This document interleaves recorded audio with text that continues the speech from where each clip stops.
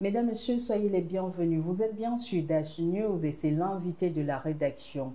Pour cette édition, nous nous intéressons aux moyens de subsistance des populations dans le bassin du Congo. Il est avéré, selon les experts, que les aliments issus des forêts, à l'instar des chenilles, des larves d'hannetons, sont essentiels justement aux moyens de subsistance de 90% des personnes. Ces personnes qui dépendent des ressources naturelles. L'invité de la rédaction est un technicien supérieur d'agriculture, Esso et Panlo Didier. Et, vous avez fait de l'entomoculture votre cheval de bataille. Bienvenue. Merci madame, merci. C'est un plaisir de vous recevoir. Il faut dire que vous êtes installé dans la périphérie de Yaoundé, notamment à Soa, où vous avez un élevage de larves d'hannetons. Effectivement. Vous avez réussi justement à domestiquer ces larves parce que le plus souvent on les retrouve dans l'écosystème de raffia. Justement. Donc aujourd'hui, du côté de Yaoundé, soit comme vous disiez tantôt, nous développons des techniques qui nous permettent désormais de domestiquer les hannetons. Vous savez que, autant que moi, que ces larves en réalité se trouvent dans les milieux marécageux, notamment dans les palmacées tels que les raffias. Mais désormais, c'est possible de domestiquer ça à domicile. Comment vous arrivez à penser à un substrat qui puisse reproduire le milieu naturel de ces larves-là?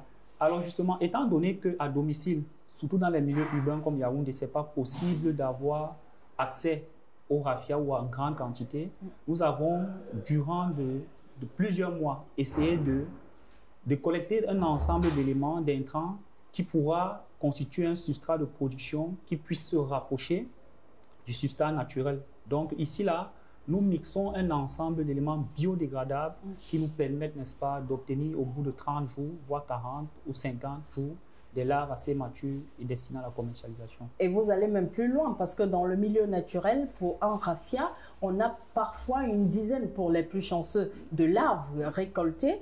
Et pour arriver à avoir cette dizaine-là, on détruit carrément un raffia. Vous contournez le coût environnemental, l'impact environnemental. Et à partir de votre substrat, vous n'avez pas seulement une dizaine, mais des dizaines de larves sur 30 jours. Justement, ce que vous dites est pertinent. Parce que dans le processus de production, de domestication, nous n'impactons pas sur l'environnement. Parce que ici, là, au contraire, nous valorisons les déchets agricoles tels que les fibres de coco. Vous voyez un peu. Par contre, dans la domestication également, il y a non, dans la production, en milieu naturel, il y a non seulement la destruction de l'écosystème raffial, parce qu'il faut abattre les raffias. Ouais, on a des paysans qui arrivent à abattre tout un raffia, parfois pour ne pas trouver de larves. Justement, et même et parfois l'abattage est volontaire parce qu'on veut inciter on veut inciter les insectes à pouvoir venir se reproduire. Justement. Et la production n'est pas autant intéressante qu'en domestication. Donc voilà un peu la différence. Et vous contournez aussi cet aspect saisonnier-là. Justement. Et tu as précisé cela parce qu'en domestication, tant qu'on a les reproducteurs et les intrants nécessaires de production, tout peut aller. Ça tombe à point nommé parce que depuis 2015 quand même, la recherche en élevage des insectes que j'ai appelé entomoculture à l'entame de cette émission propose des techniques de production artificielle, techniques que vous appliquez certainement du côté de Soa. Vous vous limitez plus simplement à produire pour satisfaire la demande nationale, mais vous proposez aussi des formations aux jeunes. Pourquoi? Ça c'est vrai. Alors déjà c'est une larve assez prisée. Et du coup, c'est l'une des raisons pour lesquelles beaucoup s'intéressent à cette activité-là, du coup, veulent se faire former. Et au-delà du fait qu'ils envisagent se faire former pour autoconsommer, ils pensent également à la commercialisation. À la commercialisation. C'est dire le coût. Je peux anticiper en disant déjà que le kilogramme est vendu, notamment ici au Cameroun, à 10 000 francs. Et vous verrez également qu'on les vend en verre. Et quand je parle de verre, ce ne sont pas les verres dans lesquels vous et moi, voilà. C'est une dizaine de larves, maximum une vingtaine de larves qu'on vous vendra à 2500 francs.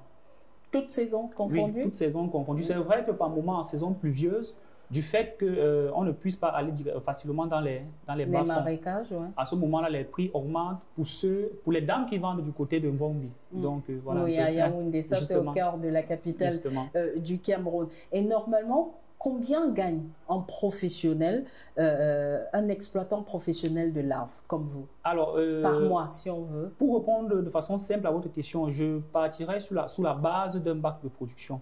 Alors, selon la technique, selon la maîtrise de la technique de production, lorsque les conditions optimales de production sont réunies, on peut avoir au minimum 1 kg de larves par bac. Vous voyez que pour produire déjà un bac, parce que moi, dans le système de production, j'utilise des bassines. Et comme on peut voir en image d'ailleurs. Voilà, j'utilise des bassines et pour monter une bassine de production comme celle-là, je me retrouve à dépenser pratiquement 5 à 6 000 francs. Alors, si j'ai 10 000 francs par bassine, dans les conditions optimales de production, ça fait qu'en réalité, je génère un bénéfice de 4 à 5 000 francs au bout d'une trentaine de jours. Oui. C'est un secteur qui, normalement, doit être aussi valorisé que celui de la pêche et de l'élevage classique. Bien évidemment. Et c'est le cas? C'est le cas au Cameroun? Non, ce n'est pas le cas, justement. Parce que moi, je pense que les autres filières sont ça fonctionne bien de ce côté-là. Mais du côté de l'entomoculture. Au niveau de l'entomoculture, en réalité, un service public comme le Minepia n'accorde pas encore assez d'importance. C'est vrai que récemment, sur votre site d'élevage, vous avez tout de même reçu une délégation du ministère de l'élevage. Pas plus tard qu'hier, justement. Ça m'a vraiment marqué parce qu'il y a la cellule de communication du Minepia qui est arrivée de ce côté-là. Ça veut dire qu'en réalité, ils commencent déjà à comprendre. Oui, et celle qui est arrivée hier, la journaliste en question me fait comprendre que ses collègues étaient surpris de savoir qu'on puisse élever les vers blancs. Oui, c'est possible. C'est possible. Donc, je me dis que, étant donné que la revue de presse est naturellement arrivée, au niveau du Minepia, le docteur Taïga, on espère qu'il va pouvoir nous accompagner dans ce sens-là. C'est-à-dire qu'il y a un potentiel, mais pour l'heure, pas de politique publique appliquée au secteur pour permettre de générer justement. Des revenus conséquents et nécessaires à encourager peut-être des jeunes techniciens supérieurs d'agriculture comme vous à se lancer dans le domaine. Justement, je pense aussi que des mesures sont prises. Cette activité vraiment prendra de l'ampleur. Je pense qu'on doit vulgariser au travers des formations, au travers des accompagnements financiers. Parce que jusqu'ici, là, je me contente du peu que je parviens à avoir par bassine de production. Mais je pense qu'il y a de fortes chances, il y a de fortes possibilités que si on est vraiment accompagné, si on a des moyens d'accompagnement, on peut mettre sur pied, on peut produire de sorte à augmenter la production. Moi, je pense bien. Si on prend le bassin du Congo, ou tout de même l'Afrique centrale, en termes de production des larves d'hanneton, les producteurs sont de plus en plus dans une logique de se regrouper. Justement, je tiens déjà ici à féliciter M. Louis Nkwa, qui est l'un des propulseurs de cette filière. Parce que pas plus tard qu'il y a 3 jours, on a essayé de se réunir dans un groupe WhatsApp, question de voir dans quelle mesure il serait possible de créer une fondation et même un centre de formation international pour pouvoir impulser cette filière-là. Donc, nous-mêmes, personnellement, en tant que producteurs, en tant qu'acteurs de la filière, c'est ce que nous sommes en train de mettre sur pied. Oui. C'est un secteur qui, si on parle en termes de coûts, si on veut comparer l'investissement et les gains, parce que je pense que c'est ce qui intéresse le plus les Camerounais ou bien les Africains qui regardent, si on prend l'Afrique subsaharienne, si on parle de coûts d'investissement et de gains, est-ce que facilement un agriculteur rentre dans ses frais? Oui, un agriculteur rentre dans ses frais. Je vous disais tantôt, mais ça va dépendre de beaucoup de paramètres. Lesquels? Ça va dépendre de beaucoup de paramètres. Déjà, de la maîtrise de la technique de production. Au-delà de la maîtrise de la technique de production, il y a parfois des aléas liés au géniteur. Parce que ici, le producteur ne maîtrisera pas naturellement tout le process. Il ne va pas tout contrôler. Vous aurez la même manière de préparer le milieu de l'élevage, mais si vous avez à disposition des géniteurs qui ne sont pas de bonne qualité, qui ont été stressés, alors la conséquence sera directe, ça peut impacter sur votre production. En parlant justement de production, d'où viennent les géniteurs? Est-ce qu'aujourd'hui au Cameroun, il y a une structure aguerrie qui met à la disposition des jeunes éleveurs comme vous des géniteurs à même justement de garantir une production. Parce que lorsque vous parlez de géniteurs pas stressés, ça veut dire qu'il faudrait un environnement adéquat. Justement, jusqu'ici, là, les géniteurs peuvent venir de deux sources. La première source, ce sont ces chasseurs qui nous approvisionnent en géniteurs. Et ces géniteurs viennent naturellement des zones marécageuses. Donc, ils vont dans les zones marécageuses les capturer. Alors, durant le voyage, parfois, ces géniteurs-là subissent un stress lié à la chaleur. Ils n'aiment pas la chaleur. Donc, vous voyez que par moment, dans l'élevage, directement, ça cause un impact sur la productivité. Alors, par contre, il y a également la possibilité en domestication de produire soi-même ces géniteurs. Parce que si vous ne le saviez pas, la larve, une fois adulte, va muter et se transformer en géniteur. Donc, je me dis que c'est autant de choses sur lesquelles nous pouvons travailler. Si nous avons... Est-ce que vous êtes déjà arrivé à ce stade où vous-même, vous arrivez à renouveler votre élevage par vous-même en ayant vos géniteurs à vous? Bien évidemment, bien évidemment. Ça fait partie de ce sur quoi je travaille. Vous approvisionnez d'autres élevages? Ça reste un peu complexe parce que pour moi-même déjà, le nombre de géniteurs que j'ai n'est pas de me satisfaire. Vous n'arrivez pas à satisfaire la demande. Voilà, c'est un peu ça. Donc, vous voyez que quelque part, il faut pouvoir produire. Il faut pouvoir produire. Dans vos installations, vous êtes installé à Soa, vous pouvez arriver à satisfaire combien si on s'attarde sur votre production comme nous voyons en image? Alors, si on s'attarde sur ma production, je ne pense pas pouvoir approvisionner plus de 10 personnes. Plus de 10 personnes. C'est simplement parce que jusqu'ici, je suis limité. Parce que quand je me retrouve en train de produire une cinquantaine de bassines pour un jeune entrepreneur comme moi, je vous laisse simplement taper sur votre calculatrice en faisant 50 fois 6 000 francs. Vous voyez ce que ça demande comme coût par cycle de production. Donc, je pourrais facilement aller au-delà et par conséquent satisfaire plus de personnes si j'avais les ressources financières vraiment importantes. Pour agrandir l'élevage? Pour agrandir l'élevage, bien évidemment. Oui, oui. Est-ce que vous vivez pour l'instant uniquement de cet élevage-là? Bien évidemment, je vis de cette activité. Je vis de cette activité. En partie via la commercialisation des larves et en partie via les formations que je dispense par moment à des personnes. Donc, une partie... Quand on vous a rendu visite, vous avez actuellement chez vous des jeunes qui viennent de la Côte d'Ivoire. Effectivement. J'ai reçu le docteur Lutenberg et un de ses collaborateurs, Charlie, qui sont là depuis pratiquement 4 jours, je crois. Ils sont arrivés de la Côte d'Ivoire. À résidence, oui. Oui, oui. Donc, ils envisagent de s'initier aux techniques de production des vers blancs durant une semaine. Donc, je pense, une semaine, c'est nécessaire pour... Je pense que c'est suffisant parce que même les formations en présentiel, nous les faisons souvent en une seule journée. Donc, durant les semaines qui vont passer ici, je pense que ce sera largement suffisant pour leur permettre de maîtriser les contours.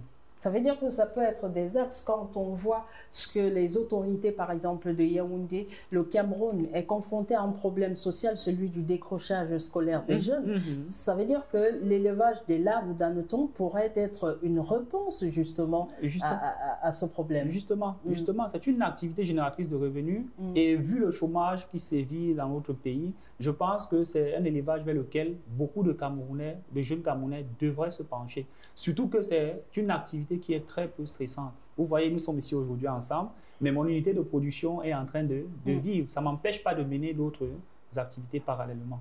Ça veut dire qu'il suffit d'un bac, substrat adéquat, justement, et on est lancé à avoir de bons géniteurs qui n'ont pas subi le stress. Oui. Et peut-être être là pour les cajoler aussi, parce que c'est important. Oui, c'est vrai qu'il y a quand même quelques opérations de suivi qu'il faut contrôler quand même. C'est pas pour autant pour dire qu'une fois qu'on a lancé la production, on doit quand même abandonner les bacs de production. Et les coûts de la formation? Ok, jusqu'ici là, on essaie d'appliquer des prix qui vont permettre à tout le monde d'avoir accès à la formation. La formation en présentiel, on la fait naturellement à 30 000 francs. Et les 30 000 francs de frais de formation en présentiel, ça sont des formations en groupe, donnent la possibilité à chaque apprenant de rentrer avec une bassine de production. Parce que ce sont les bassines qu'ils auront produit d'eux-mêmes et ils vont aller avec chez eux voir comment le bac. Au-delà de ça, il y a des formations en privé que nous faisons. C'est-à-dire au sein de notre unité de production, nous faisons cela à 60 000 francs. Et parfois, il y a des particuliers qui nous appellent pour installer leur ferme. Donc, ça va vraiment dépendre du lieu où se trouve.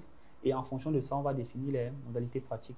Pour ceux qui regardent d'âge et que peut-être sont étonnés et qui ne comprennent pas l'arbre d'Anneton en langue locale. Ça dépend de la région dans laquelle vous vous trouvez au Cameroun ou bien en Afrique subsaharienne. Pour ce qui est du Cameroun, dans le centre où vous êtes établi, ça s'appelle localement le FOS. Le FOS, exactement. Ou bien POS, tout dépend. Oui. Tout dépend. Et il arrive que d'autres, peut-être la prononciation ne sera pas exacte, mais il arrive qu'on arrive à dire Mbe.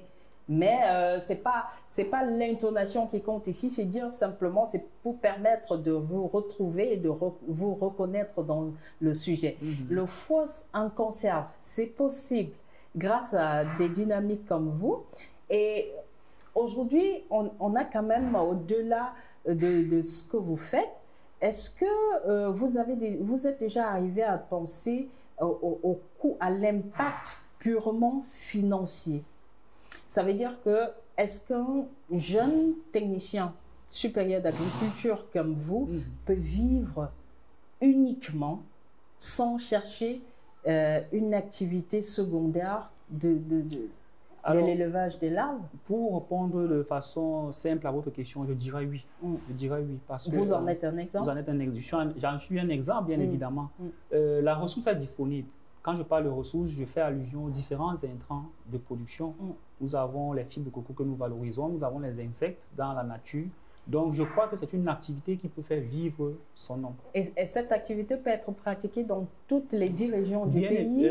Non. Dépendamment de la zone agroécologique, ça va. Du côté de Douala, déjà, c'est possible, mais la chaleur, c'est un peu compliqué. Mais sinon, du côté de Bafoussam, la région de l'Ouest, le centre du Cameroun, le sud, oui. Le nord-ouest? Le nord-ouest également, mais du côté du nord, de l'extrême nord, ça reste un peu compliqué. C'est pas possible du fait de la chaleur. Oui, mais ce sont des pistes à explorer, essayer de voir. On peut créer un environnement, des conditions. Si vous êtes arrivé à reproduire un milieu naturel, on peut le faire aussi. Pourquoi pas?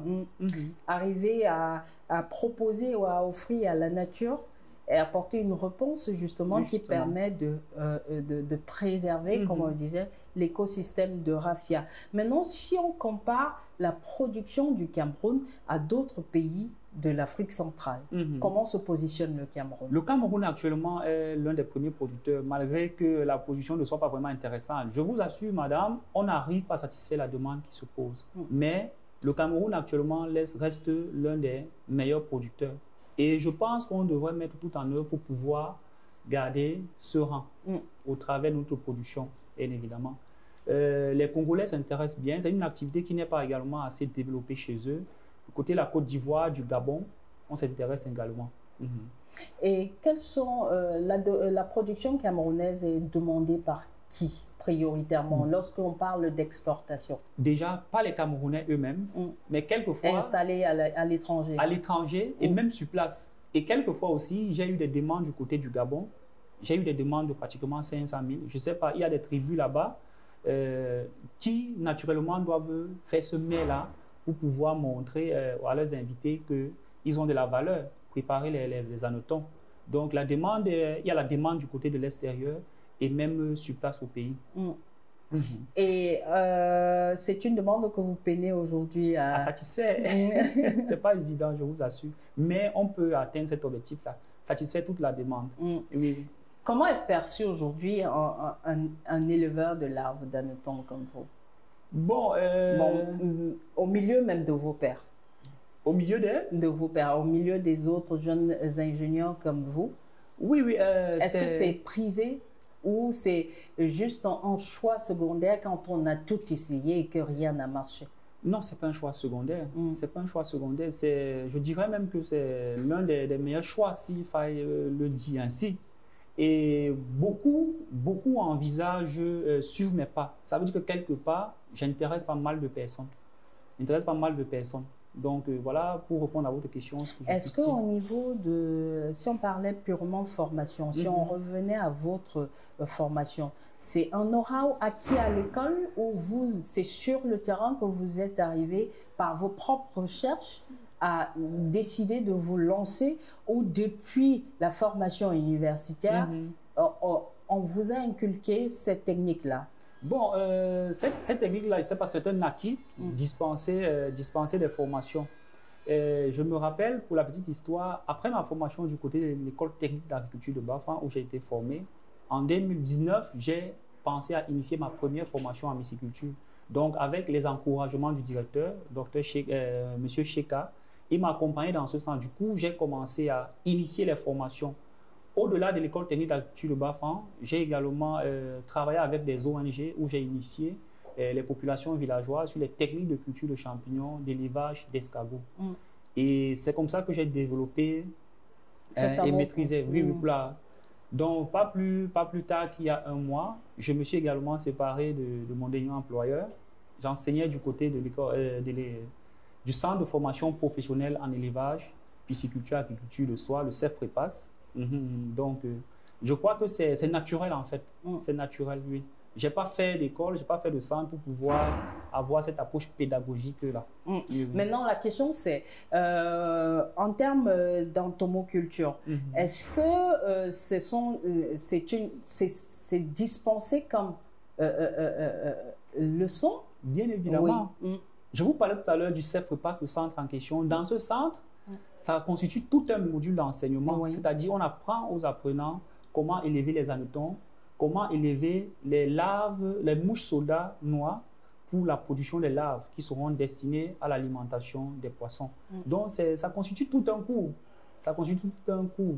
Ça veut dire que le Cameroun est un chantier assez ouvert, assez vaste. Le potentiel, il est là. Mais maintenant, il reste sous-exploité et parfois même encore méconnu malgré les efforts de formation.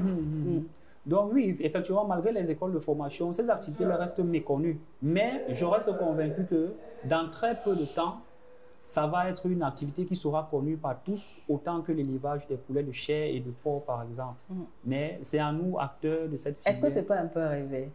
Pardon? Est-ce que ce n'est pas un peu rêvé? Parce que mine de rien, même si la demande est forte, parce qu'à la vérité, 1 kg d'hanneton au finish devient plus cher qu'1 kg de viande. C'est dire le caractère assez sélect et prisé. C'est pas monsieur tout le monde qui peut s'offrir 1 kg de larve d'hanneton. C'est pas faux, c'est pas faux. Ne mange pas cette larve qui veut, mais qui peut, au vu de ses moyens financiers. Et je crois quelque part qu'au vu de sa valeur nutritionnelle, il sera possible pour tout le monde de se pencher beaucoup plus vers cette larve-là. Aujourd'hui, je crois qu'on recommande beaucoup plus la chair blanche. Oui, on recommande beaucoup plus la chair blanche, poulet et lapin. Mais beaucoup pourront mettre de côté, par exemple, la viande de bœuf et beaucoup plus s'intéresser à la larve. Donc, je crois que, au vu de la valeur nutritionnelle, le frein ne doit pas être l'argent. Dans tous les cas, la larve est prisée, c'est avéré. Et surtout pour les populations issues des milieux de la forêt, c'est le moyen de subsistance par excellence au vu des qualités nutritives recommandées pour l'alimentation des enfants. Et il est à noter, selon les révélations du ministère de la Santé publique, les populations des zones forestières, on note dans cette partie du pays moins de problèmes de croissance alimentaire chez les enfants parce que justement, on a dans la forêt tout ce qu'il faut pour compenser cela. Et c'est même plutôt dans des milieux urbains qu'on a de plus en plus et d'autres régions aussi où l'agriculture n'a pas véritablement pignon sur rue. Si on prend par exemple la partie septentrionale du Cameroun, on a des questions de sécurité alimentaire qui se posent. Vous, aujourd'hui, par votre initiative, vous arrivez à domestiquer la larve d'hanneton et vous proposez justement aux autorités camerounaises le moyen de préserver un écosystème, celui des raffias, qui est très important justement pour garantir la biodiversité en général. C'est une initiative à saluer. Maintenant, parlons intéressons-nous à présent à l'organisation proprement dite. Aujourd'hui, vous dites que vous avez pensé à vous regrouper au niveau de la région. Maintenant, à l'échelle du Cameroun, on a une propension qui veut que ceux qui parlent bien occupent le plus souvent le devant de la scène et les acteurs de terrain comme vous sont le plus souvent relégués au sol. Est-ce que vous pensez que les interlocuteurs, c'est-à-dire les personnes aguerries, si on prend l'agro-business, sont généralement à la bonne place? Ce que vous dites est pertinent. Dans cette filière, je crois que si on doit accorder l'importance les véritables personnes seront ceux qui sont sur le terrain et qui pratiquent déjà l'activité. Donc, nous sommes en réalité des personnes ressources et c'est vers nous que on doit se pencher en premier parce que c'est nous qui maîtrisons les différents contours, c'est nous qui essayons d'essayer d'impulser cette filière-là. Donc, je crois que voilà ce que je peux apporter comme élément de réponse à votre question. Comme contribution, oui. Est-ce que vous bénéficiez, si on parle d'accompagnement financier, des pouvoirs publics? Non, pas jusqu'ici. Je crois que j'ai mentionné cela. Je ne bénéficie pas d'accompagnement. Je suis encore sous fonds propres. Et je disais que ça reste même encore insuffisant. Donc, s'il y avait la possibilité d'avoir un peu plus, alors ça me fera plaisir. Question d'agrandir mon élevage. Parlons maintenant, soyons pratiques pour ceux qui nous regardent. En élevage de l'arbre d'hanneton, on part sur combien en termes de francs CFA pour pouvoir se lancer? OK. Pour une unité de production qui pourra abriter, par exemple, une centaine de bassines. Alors, pour cet élevage, il faudra débourser la modique somme de 6 000 francs par bassine de production. Donc, ça fait pratiquement 600 000 francs. On est dans les 600 000 francs. Les 600 000 si francs. On part sur une centaine de bassines. Le bâtiment, bien évidemment, le local d'élevage. Donc, en partant sur cette base-ci, ça veut dire qu'on revient sur le sempiternel problème dans l'agro-business au Cameroun, la question du foncier. En partie. Oui, en partie. Ça joue vraiment en partie, comme vous êtes en train de le mentionner. Donc, il faudrait... vous êtes installé peut-être sur vos terres, du côté de soi, ou bien vous avez adopté une technique. On ne va pas rentrer dans les détails, mais la réalité, c'est que combien de jeunes aujourd'hui ont accès à la terre au Cameroun? Alors, dans notre domaine, l'agro-pastoral, ça constitue un énorme problème. Ce n'est pas tout le monde qui a accès à la terre. Parce que c'est l'un des facteurs de production, bien évidemment, très important. Essentiel. Donc, moi, je crois quelque part, on devrait nous faciliter la tâche pour l'accès aux terres. Parce que sans les terres, on ne peut rien faire. Si vous voulez vous lancer dans l'agriculture, il vous faut des terres. Si vous voulez vous lancer dans l'élevage, il vous faudra évidemment des terres. Donc, voilà également les doléances que nous posons, n'est-ce pas, aux autorités, au pouvoir public, d'accompagner les jeunes entrepreneurs à avoir facilement accès à la terre. Aujourd'hui, vous servez des réseaux sociaux pour exister. Et quelle est la contribution du numérique justement dans le travail que vous faites? Alors aujourd'hui, le numérique, les réseaux sociaux notamment, jouent un très grand rôle dans tout ce que je mène comme action. Je n'oublierai pas bien évidemment les médias comme les vôtres. Ils nous accompagnent dans la mesure où, pour essayer de partager ce que je mène journalièrement au quotidien, je me sers des réseaux sociaux, notamment j'ai une page Facebook, AgroPass Vulgarisation. J'ai également une chaîne YouTube sous le même nom. Donc, on ne saurait vraiment se passer de ça et vraiment, nous en sommes vraiment reconnaissants. La technologie nous apporte un plus. Si ça n'existait pas, je ne crois pas que je serais connu. Je suis contacté de partout dans le monde, je vous assure. Et je sais que même à l'issue de mon passage ici, ça va encore être... Merci Didier qui est notre ingénieur agricole qui a réussi à domestiquer la larve d'hanneton ou encore le posse ou le mbé pour les Camerounais. Et il y a encore d'autres dénominations en fonction des régions, en fonction des pays, parce qu'au Cameroun, si ça s'appelle fosse, au Gabon, ce ne sera pas la même chose. Donc, ainsi de suite, et notamment aussi en Côte d'Ivoire.